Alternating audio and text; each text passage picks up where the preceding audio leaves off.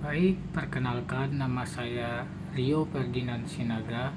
Saya dari program studi biologi Fakultas Sains dan Teknologi Universitas Jambi. Di sini saya akan menjelaskan materi atau PPT yang sudah saya buat mengenai besaran, satuan, dan pengukuran dengan dosen pengampu Ibu Yoza Vendriani SPD MSI. Baik, langsung saja kita mulai. Sini ada beberapa pertanyaan. Yang pertama, apa itu besaran dan satuan? Yang kedua, apa saja jenis besaran? Tiga, apa itu pengukuran? Dan keempat, alat-alat untuk mengukur besaran.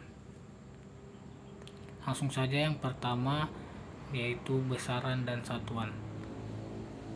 Pengertian besaran dan satuan.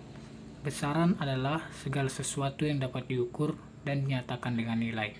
Sedangkan satuan adalah ukuran dari suatu besaran yang digunakan untuk mengukur. Jenis-jenis besaran. Yang pertama ada besaran pokok dan kedua besaran turunan. Besaran pokok itu menurut satuan SI atau sistem internasional ada 7, bisa dilihat di tabel. Dan yang kedua besaran turunan merupakan kombinasi dari satuan-satuan besaran pokok. Sini ada jenis-jenis satuan. Yang pertama satuan baku, kedua satuan tidak baku, dan ketiga alat ukur. Yang pertama satuan baku adalah satuan yang telah diakui atau disepakati pemakaiannya secara internasional atau disebut dengan satuan internasional. Contoh-contohnya itu ampere, kelvin, kilogram, candela, sekon, meter, dan mol. Yang kedua satuan tidak baku. Satuan tidak baku adalah satuan yang tidak diakui secara internasional dan hanya digunakan pada wilayah tertentu.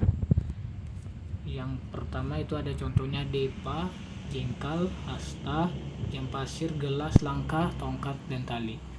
Yang ketiga ada alat ukur. Alat ukur adalah sesuatu yang digunakan untuk mengukur suatu besaran.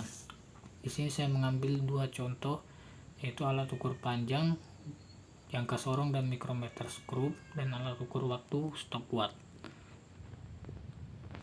Sini ada pertanyaan menarik seputar besaran dan satuan. Mengapa jumlah besaran pokok tidak bisa bertambah lagi? Ya, di sini saya mendapat jawaban. Besaran ini sudah menjadi kesepakatan yang diresmikan di Prancis pada tahun 1960 bahwa jumlah besaran pokok yang disepakati adalah 7 besaran saja, atau disebut dengan sistem internasional yang dikembangkan dari sistem metrik. Dikembangkan dengan sistem metrik.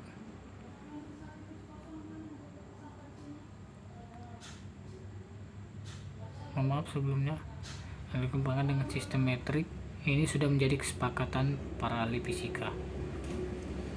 Dan yang kedua ada pengukuran. Pengertian pengukuran. Pada proses pengukuran, alat ukur merupakan bagian terpenting dari sebuah pengamatan. Pengukuran merupakan bagian dari kehidupan manusia.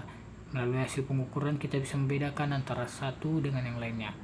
Suatu alat ukur dikatakan baik bila memenuhi syarat, yaitu valid dan reliable. Mengukur pada hakikatnya adalah membandingkan suatu besaran dengan suatu besaran yang sudah distandar. Instrumen pengukuran ada 4: akurasi, presisi, sensitivitas, dan error. Dan idealnya sebuah alat ukur memiliki akurasi, presisi, dan sensitivitas yang baik sehingga tingkat kesalahannya relatif kecil dan data yang dihasilkan akan akurat. Di sini ada contoh-contoh alat ukur.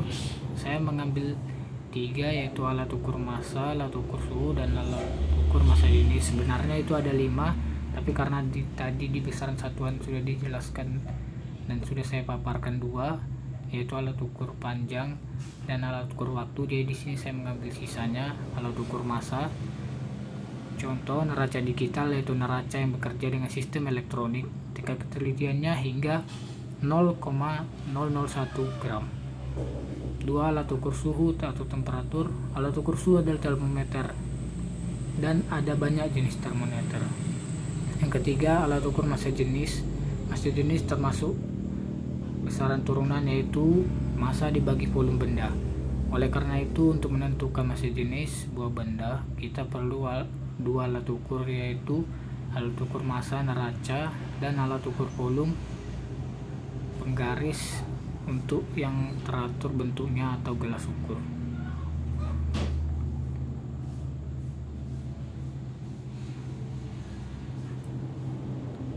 Ya, di sini saya mengambil kata-kata bijak, yaitu berusahalah untuk tidak menjadi manusia yang berhasil, tapi berusahalah menjadi manusia yang berguna, oleh Albert Einstein. Cukup sekian materi atau bahan UTS yang sudah saya paparkan melalui PowerPoint ini. Lebih kurangnya saya mohon maaf atas kesalahan kata atau ucapan, dan saya akhiri dengan sekian. Terima kasih.